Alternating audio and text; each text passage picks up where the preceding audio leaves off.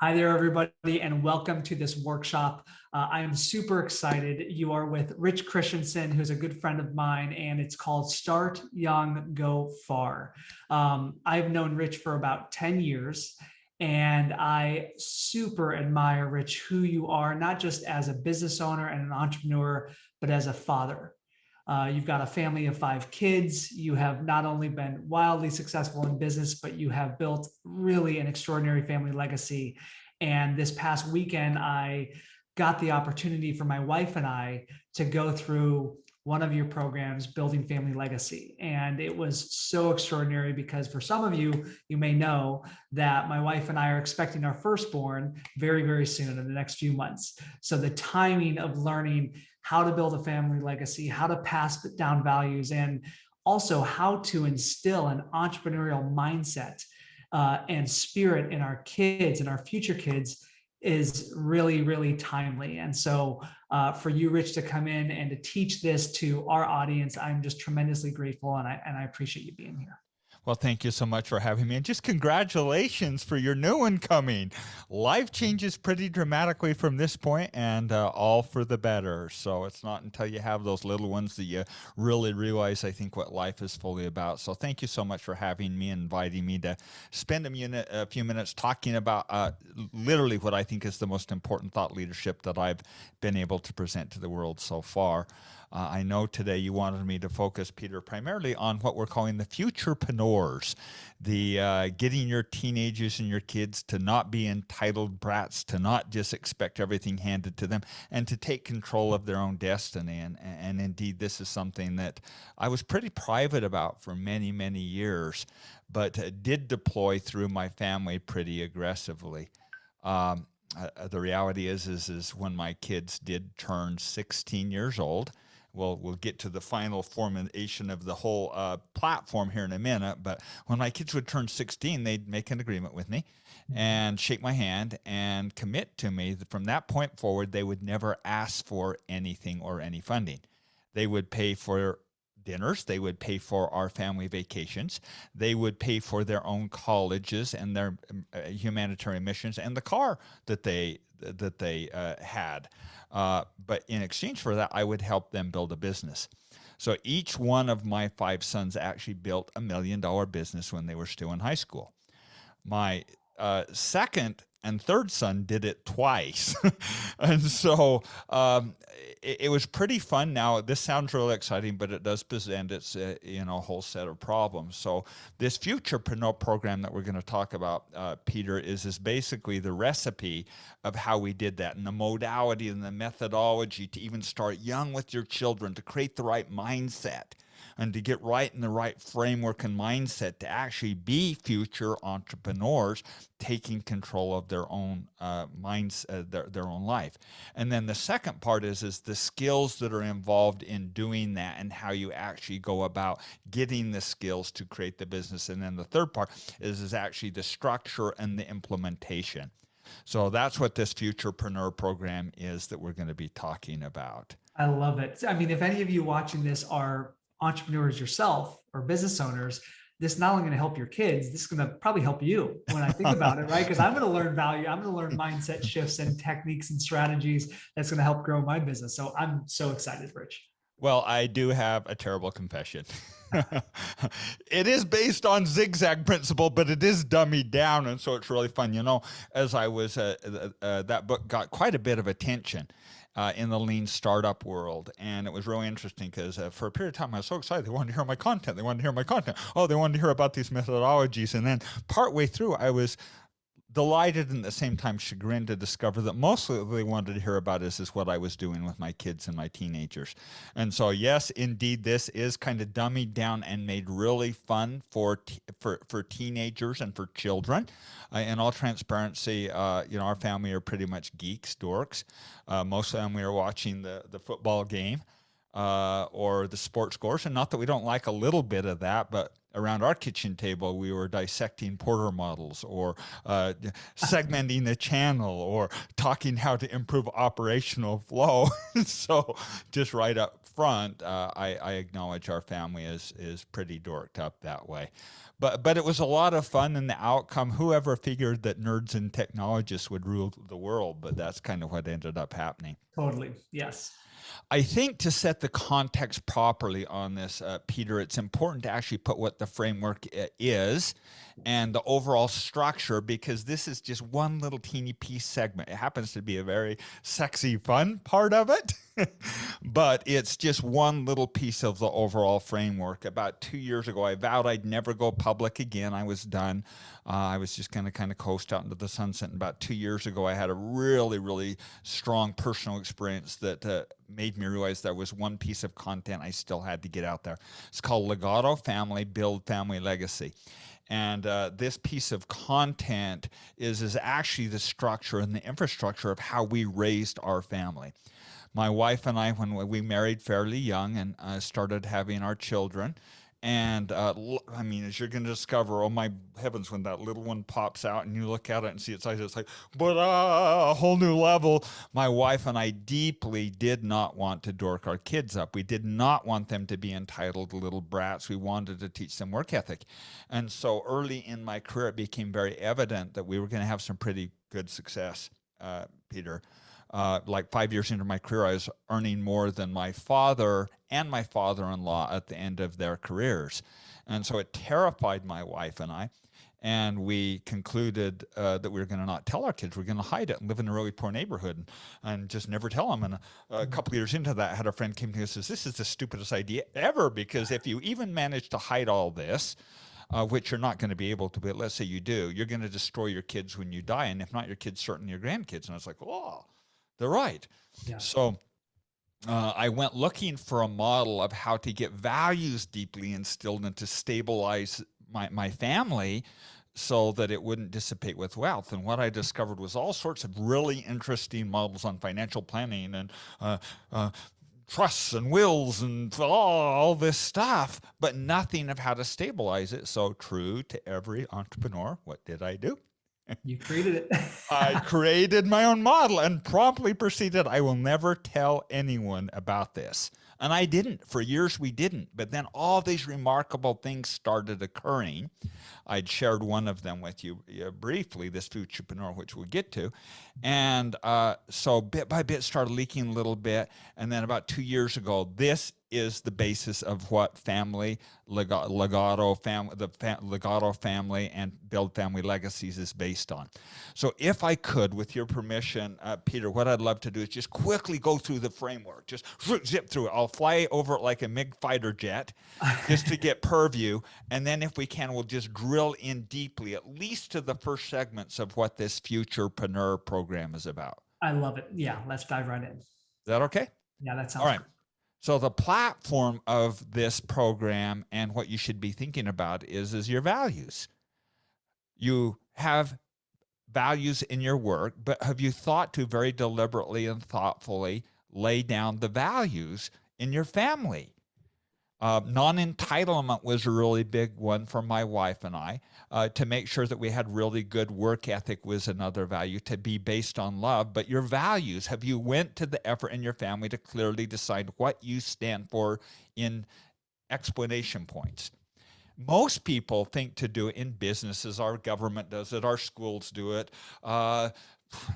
Everyone does it, but we don't think to do it in the family. And equally, if not more important, is what values do you need to throw in the garbage can and extract?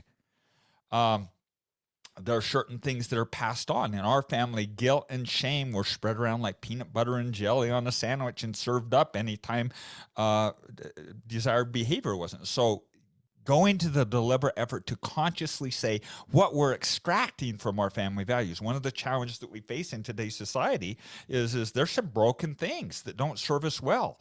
But everyone, or not everyone, but a lot of people are throwing everything in the fire and jumping in after it. And that's really a bad idea to throw away 10,000 years of learned wisdom. So the platform has to be on very cleanly and clearly getting through values. And we've got really fun ways to actually come and do to that. Once you understand your values and not before, have you thought to put a family mascot in place? Do you know what each of your children's colors are? Do you know what your color is? Do you know what your children's spirit animal is? This sounds silly and goofy, but you know how powerful it is to have that extraction layer so that it's not, I frustrate you. It's like, ooh, the gray fox is feeling a little moody today. Oh, here, can I pass you a little piece of pizza, gray fox? That's a lot different conversation with your kid than quit being an ornery grump, you know? So getting symbols in place is such a critical thing. We have the flag for the Constitution of the United States. The university that I chair were the T-Birds. You have all these basketball teams and they wear their hat. And it's how we identify what we belong to. Have you thought to put a family symbol in place? A family mascot? A family crest, how powerful it is. It's the most valuable thing our family possesses. Everything we do is under this beautiful, big, magnificent crest. So once you have the values, planting a symbol that identifies and selects you. I'm going to quickly hold up ours. There's our family crest right there, our family little symbol.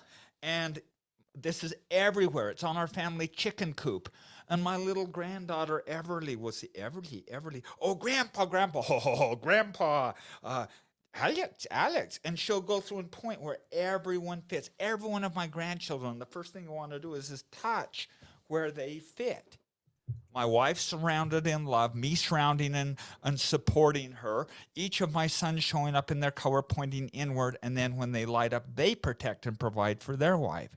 So powerful. And if you don't do this, your kids are going to find symbols that they do identify, and it's probably not what you're going to want to stand for. Most of the brands that we wear is definitely out of alignment for values.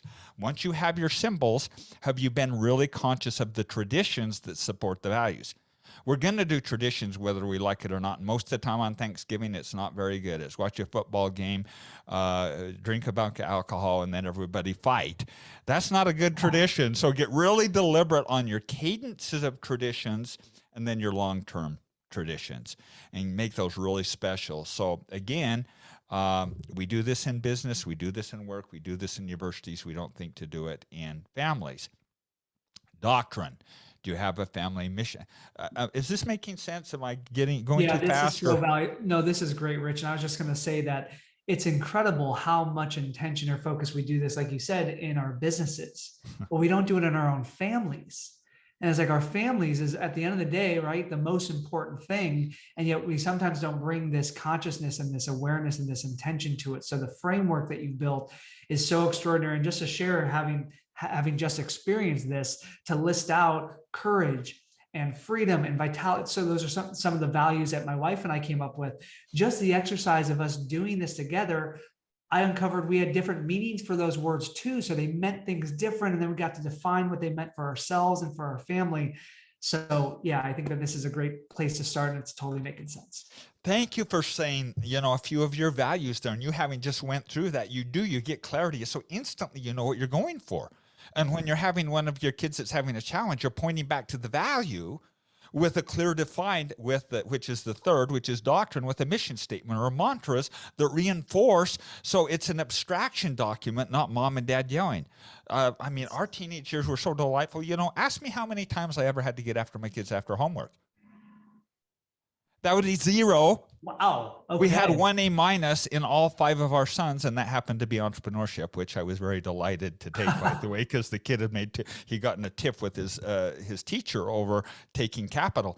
And so if you get the values right, it self-moderates and corrects, and it's the lazy, fun way to have teenagers. And so, getting a family mission statement that clearly articulates what the rules of engagement is. So here's what the values defines what you stand for. The symbols identify you. The traditions give you comfort. It's kind of like, coming back home base, coming back to home base to touch base and feel comfort and bond together. The the doctrine defines the rules, or how do we engage. It's kind of the engagement structure. And then the last one is my little favorite, because this is like the epoxy cement, and this is where we will jump into the Futurepreneur program.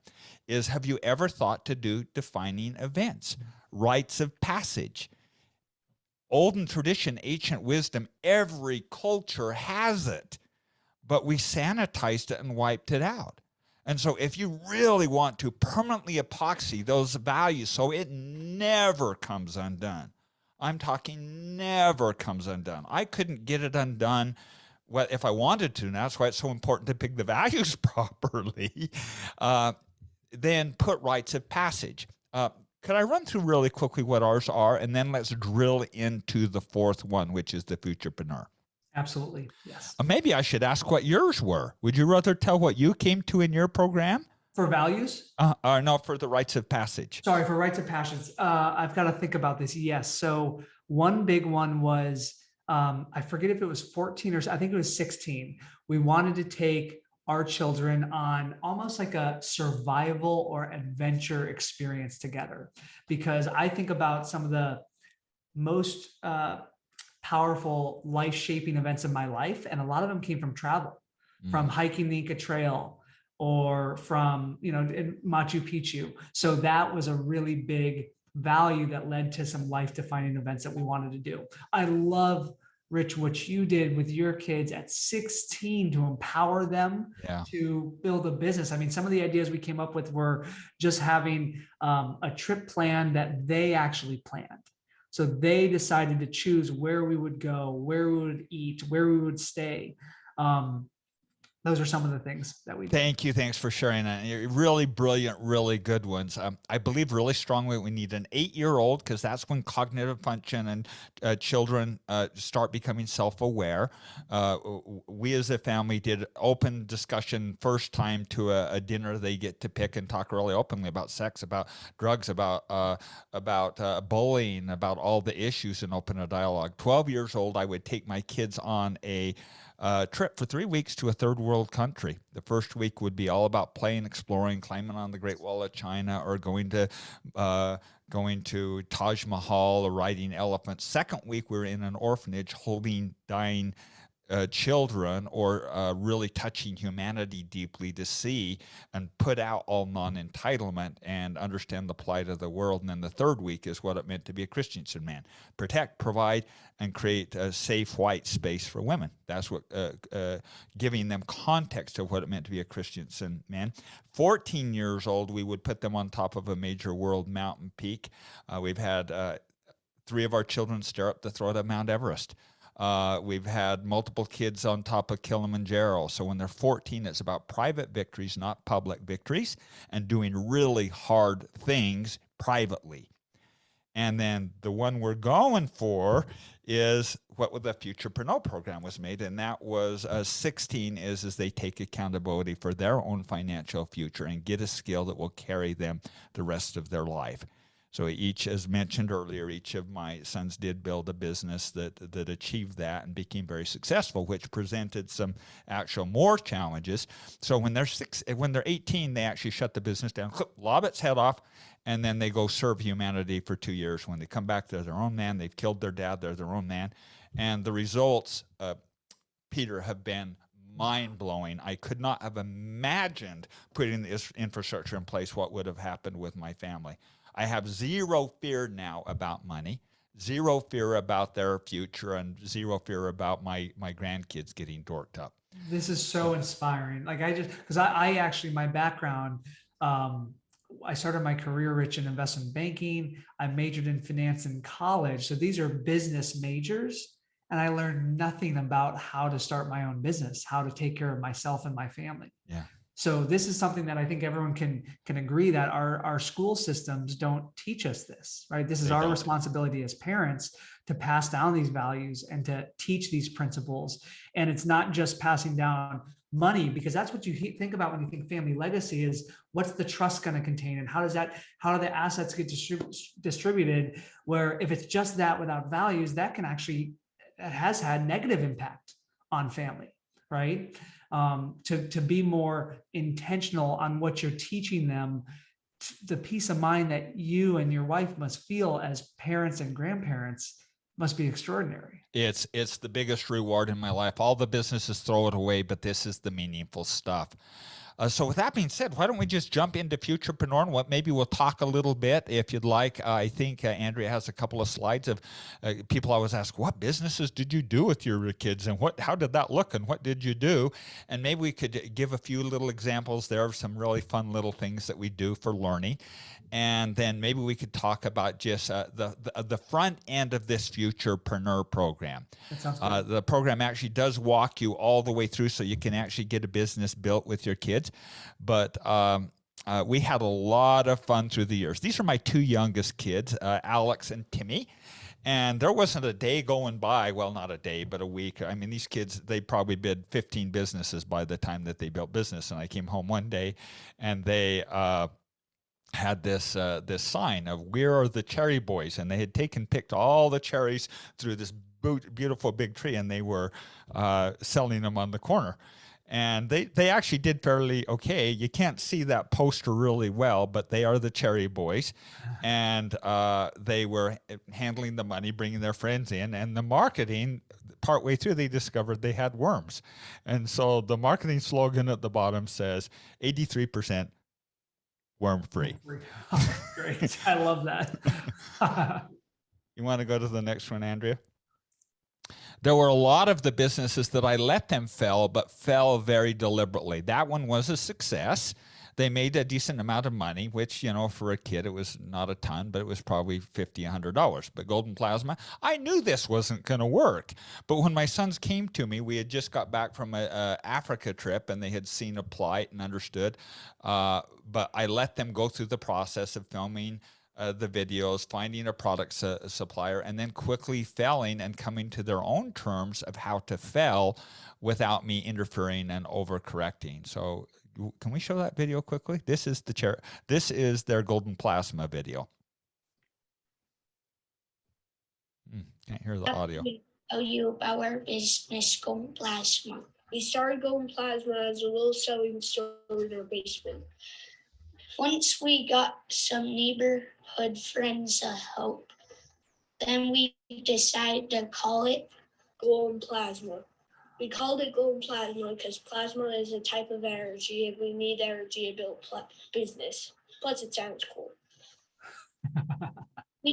For a while, we were selling our handmade products, but then we came up with a great idea. The great idea was sell African beads made by African women who lost their husbands in Africa.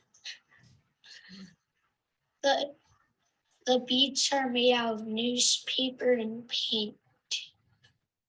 We also made it to help us get enough money to pay for our college admission. Please contact us at goldenplasma.com. All right. So what's the chance of that business working? There's not a bats out of hell chance that's going to work. Was it worth doing? Absolutely, because they gained these skills. It was their idea. They came into it, but it was just a nice, really quick little failure. You want to hit the next one, Andrea? Oh, okay. It doesn't look like we have a next one, so maybe I can give a few examples. There was one business that ended up being a failure, but a very big public success, where in doing some keyword research, we discovered how to tie neckties. And we the third most how-to type in the world. The first two are sexual, so we couldn't do those. But number 3 is how to tie a tie. And so my sons, my oldest son at that point was 14, then the next son was like 11 and 9, and they all learned how to tie. It turns out there's 22 types of neckties. And so they video recorded, they outsourced the graphic design to a New York firm.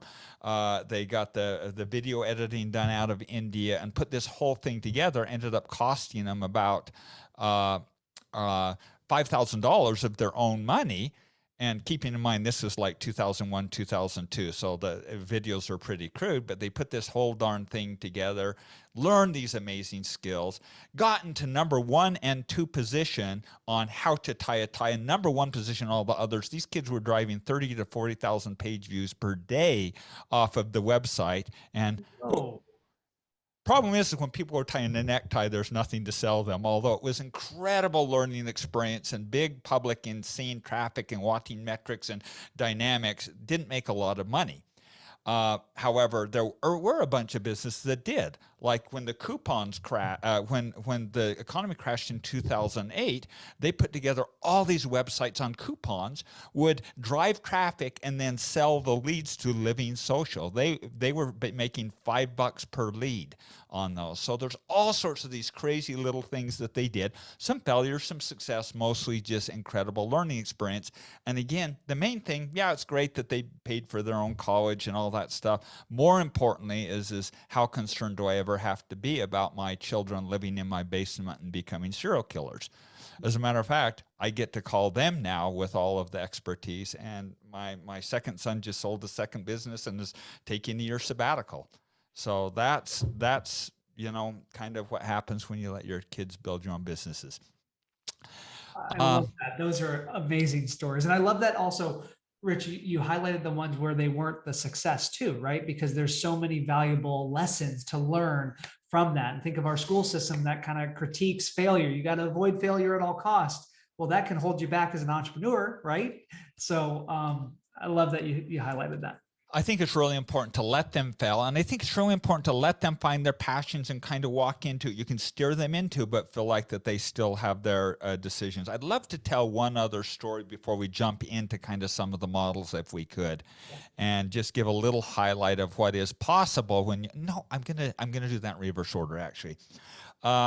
There's 2 things that I taught my children for a very young age that I think is really worth maybe, you implementing and considering also. And the first is to just simply ask, how can I contribute? The number 1 question asked is how can I contribute? And so if you can teach your children at a young age to simply ask, how can I contribute? They're never going to want for opportunity, particularly with, some of the challenges that the younger generation has faced. The second is we'd hardcore go through what's called the value equation. The value equation is actually, I first learned it from our dear friend Garrett Gunderson, our joint friend Garrett Gunderson. I saw him use it once, and boy, did I ever fixate on it from there. And it's simply this: intellectual capital or intellectual property, getting smart, learning something, learning some skill, then using a plus sign, with your key relationship capital, your most influential relationship capital. If you do that in the form of a business, which is an equal sign, then that yields money. Many people in the world get this all wrong. They think, I'm going to get really smart, then I'm going to take a minus sign and I'm going to use and abuse and take advantage of everyone that I know and manipulate them, and then that's going to yield a lot of money. And we actually see a lot of the financial institutions, this is the very model they use. And how long does it sustain? Sooner or later it doesn't. So I really taught my children to quickly and very carefully identify what is your relationship capital. If I could take any one of those, money or smarts or relationship capital, I'd take network and relationships every time. Then the key thing is making sure that you identify really good people. I love the book from Adam Grant, Give and Take, because it identifies givers, takers, or faker takers, and tit for tatters, and making sure that you would really in your circle draw in the givers. So I would teach my sons, and would encourage you to teach your kids to okay, who are your key relationship capital and what can I do to increase that? Can I write a note? Can I do something kind? Can I support them? Can I ask, how can I contribute? Can I see a need and jump in? And the stronger you make that relationship capital, the more powerful you'll become. The story I love to show this was at the hands of my youngest son, Alexander Hans, who I came home one day from work, and he was 5 at the time. And he was actually the young man I was telling you earlier that made the studio for his 16-year-old project. And he says, Dad, I started a business today. And I said, son, please do tell. He says, "Oh, Dad, I made a dog poop picking up business." And his mother said, "What?" And he says, "No, no, don't worry, Mom. Don't worry, Mom. I used gloves and it was all okay." And so she settled down a little bit. And I says, "Please tell me what happened. How did you come up with that idea?" And he says, "Oh, well, last week we were over on the corner and Jerry Hawks, who is a really nice but pretty grumbly neighbor, was talking about all the dog poop all over the neighborhood. It's everywhere on the neighborhood. And he's so sick and tired of it. Why can't people pick their own dog poop up?" And so Alex had heard that, and he had went and got his little 5-year-old marker, and he called it Alex Pooper Scoopers. This week bought to you for free. Every week hereafter, $5. And he had taken 25 signs and made 25 copies and handed it out all over the neighborhood. Picked up all the poop and thrown it in the garbage can. And by the end of the day, he had 20 clients. Do the math on that. A 5-year-old has 20 clients times 5. $100, yeah. Okay, so yeah, that's not bad. Okay, so he's Yeah. not bad. Do that per a month, and you see what the kid's making. And the following week, he made a bunch more posters. By the time he got done, he had 80 clients that he was picking dog poop up with. I mean, that's pretty healthy income for a 5-year-old. I'm just saying, most college kids would get pretty excited about that level of income. And the question I ask people is, would you be willing to pick up dog poop? And you got to be willing to most of the time. And then he hired a number of his little friends to help him, and there might or might not have been an incident where one of the kids, as a joke, threw the dog poop on the doorstep of a client, and my wife killed the business. But nonetheless, the learning out of it was amazing, and the life lesson was deeply learned. Intellectually, he knew how to pick up dog poop. He had the intellectual property and how to use gloves and get a bucket and do that. So he had a skill. Plus, he used service until his friend didn't and threw the dog poop rather than picked it up. One was a minus, one was a positive. And then relationship capital. He served the highest relationship capital that he had, did it in the form of a business, and the result was a lot of money for a very young man. And so I think I just gotta highlight this, Rich. That's your son at 5 years. This isn't 12 years old. This isn't 14. This is 5 years old.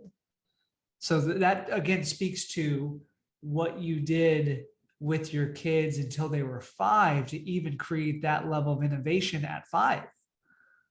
Yeah, it's really neat. Well, thank you for saying that. But the reality is we all can do it. And I realize we all have interests. And if you're a sports family, focus on sports, but get your kids to get control of their life. Don't raise entitled brats. I beg you don't. Our country is the world is already struggling enough. Help your kids get control of the life. It will be the biggest reward that you have. I'm now like, it's joyfully sucks. That's all I can say. I used to be the young up-and-comer I was the young puppy that all the old dogs used to love to bet on. And now I'm like the old dog that I'm betting on the young pups. And I can just tell you, there's no greater reward, more greater privilege, no greater happiness in my world and my universe. I don't care about all the dumb businesses I created. What I'm excited now about is what my kids, and now even more so, my grandchildren are doing, because it's transposed with my grandchildren. I have one little granddaughter that loves to come down here in the basement and play store. And this little girl I'm going to tell this story actually. So she loves to get grandpa and come down and figure some way to cook something or swindle a plastic plate or something to get a transaction. And so it was about a year ago now, we were sitting there and she was just barely starting to talk. And I says, "Elise, can I have a apple?" And she goes, gets an apple and brings it, and I give her a quarter. And then, "Can I please make me a sandwich?" And she gets something, puts it together, hands me a sandwich. And then I say, "Can I have something for free?" And she looks at me and says, "No, Grandpa. No, Grandpa. Please, can I have something for free?" And she says, only ice. And she goes and gets me an ice cube and hands it through the little door to me. And then I say, can I please have a 2x4 construction with nails? And she looks at me awkwardly and hands me a, like, I don't know, a plastic carrot or something to get the quarter. But here's a little girl at the age of 3 years old that my children have taught her not to expect something for free and not to give something for free, but to expect a fair compensation. The values came through. So this concept of teaching our children young, and I'm so excited for you because you get just a real clean slate. And I work with a lot of the most wealthy families in the country on this. And I'll tell you where it breaks down. They fall into hell off of what I call the wealth continuum by not creating value and not teaching their children to have value and take accountability for their future. This Futurepreneur program, and I know we're getting near the end of the time, so I kind of want to open it up for any questions you want to push me here at the end. I cover just one of the little teeny precepts because what's really cool of it, it walks through how you get a business. And I'll just give that cheat code. Cheat it. Start with where you ever at. I was a technology looking at word flow and traffic and websites. If you're a dentist, please don't pay someone to clean your office. Hire your kids young.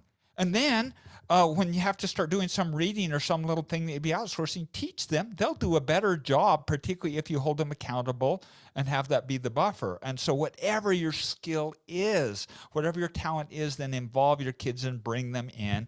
And don't just turn it into what the store scores were of the game, what the weather is, or whatever else. Give them an opportunity to plant deeply, deeply in their values. And I promise you'll have no greater joy in your life if you do that. And you won't fear. I have zero fear. Right now, I just tell you, I'm not going to give any of my money away. It's in a charitable trust. That's the fifth leg, is actually how to handle the finances. My dear friend Scott Ford covers that. But if I was to offer an inheritance to my sons, they would be so offended, they would scold me. Wow. They want to contribute to it because there's a board of doing good that gives 5% a year away once we die, and they want to allocate for good and contribute to it. They're not expecting the handout. So you get these frames right, particularly this, and I love that you wanted to zero in on the Futurepreneur, start young, live strong. Well, I forget what Andrea calls it, but whatever you call it, it's Futurepreneur. It's becoming a future entrepreneur and teaching them at a young age to contribute and to take accountability for their own future. You're not going to have any fears of them living in your basement, becoming serial killers. You're not going to have all the stress, and your teenagers are going to be a blast. It was such a freaking blast. Every cruise we'd go on, we'd have a board meeting. Yeah, their businesses paid for it and wrote it off, and my sons were conducting board meetings at the age of 12 and 14 years old on those cruise ships. That's fun. Rich, I just want to say this excites me so much if it's okay, because my grandfather was a very, very successful entrepreneur and business owner, serial entrepreneur, but he was so consumed by his career and his business that he wasn't passing down with intention these values and these principles to my father. And I have so much love and respect for everything that he went through, and I know that he did everything that he could with the tools that he had. And I just think that if this program was available, how much more opportunity my father would have had, or just like it makes me a little bit emotional thinking about this, because if any of you watching this are entrepreneurs and you're in that hustle phase, or you're grinding and you don't feel like you have the freedom yet, it's easy to get so consumed by your business that you let another 5 years go by and you're not teaching your kids this. So to be able to have a program like Futurepreneur is such a gift, not only to you, right, but to as parents, but to the kids, of course. So this is I just think it's so valuable what you've built. Well, thank you so much for sharing that. Maybe I'll just wrap up on that is getting this on the front like I did. Very happy, very joyful. And some of the families, many of the families I'm working with that have had extreme wealth and haven't done it, is a lot more difficult than. The felt need's really strong, but just let me make the statement that if you get this right on the front level, not only that framework we're talking about, but instilling these work ethics and the entrepreneur skills in for your kids young, oh man, what a difference it makes. And when it's a crisis, it's really a crisis, but just getting out in front of that, not dropping them. It sounds like your father or your grandfather dropped your family a little bit into crisis, and then they have to climb out. My dear friend and business partner, Scott Ford, talks about the infinite entrepreneur, your family being in flow, with your personal life being in flow, with your business being in flow, which generates wealth, which is in flow, that is balanced in the middle way, rather than how we're doing it in society now, of dropping off the cliff, losing all your money 3 generations, climbing out of hell. Yeah. And it's time we stop doing that and living in flow. And I guarantee and promise you that this simple little Futurepreneur program, it's really inexpensive, but this modeling, it's exactly what I did with my kids. It's exactly what I did in all 52 of my businesses. It's broken down. It's simple. It's easy. It works. We covered the first step, which is the mindset, but then also the really fun, exciting part is coming up with the ideas, implementation, sorting out, and all the tools that I've used of how to sort out what business idea you should use and how you decide the probabilities of success, and all the tools on the back end. And sorry we didn't get a chance to get to that. That's great, though. This has been super valuable. Where can people go to register and get access to the program? I'm going to have Andrea pop up that slide now, if we could, and so we'll post that slide. So yeah, the regular price of this is $495, and if you use Peter as the code, it goes to $165. And if you just go to legatofamily.com and go to the Futurepreneur program, then it will give you that discount. Perfect. Okay, legatofamily.com. And again, if you need, that'll also be in an email that you will receive. If you registered for this training, you'll get an email with a link to do that as well. Well, thank you so much for having me today, Peter. It was really delightful to spend some moments with you again and reconnect. Rich, thank you. I think that what you're doing is so impactful for so many families, but society at large and our whole humankind. Like, this is so needed right now during, everything that we're going through. So thank you. Thank you so very much.